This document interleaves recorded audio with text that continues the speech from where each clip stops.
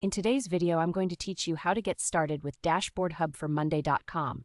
If you find this useful, consider subscribing and liking the video. First, let's dive into the monday.com app marketplace. To do this, simply navigate through the menu options on the left side of your screen until you find the marketplace option. Click on that, and once it opens, you'll see a variety of apps available for use. Now, in the search bar of the marketplace, type in Dashboard Hub. This is the app that will help you create and manage your dashboards effectively. Once you locate it in the search results, simply click to install it. This process should only take a moment, and once it's done, you'll be ready to create your first dashboard. Next, we need to create a dashboard. Begin by going to the specific board that you want to use as your data source. You can do this by selecting it from your list of boards. Once you're on that board, look for the three-dot menu located in the top right corner. When you click on it, select the option that says Create Dashboard. This is your gateway to visualizing data effectively. Now it's time to configure your dashboard. Start by giving it a meaningful name. A good name can help keep you organized and make it easier for others to understand its purpose.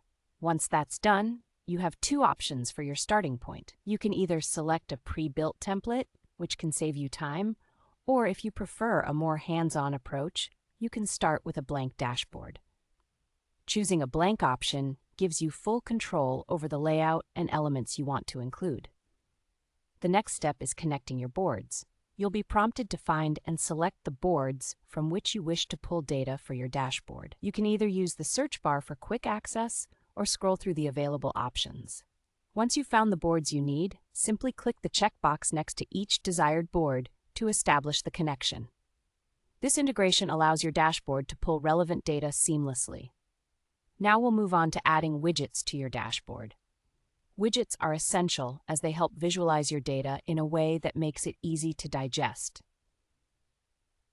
After selecting the Add Widgets option, browse through the variety of widgets available.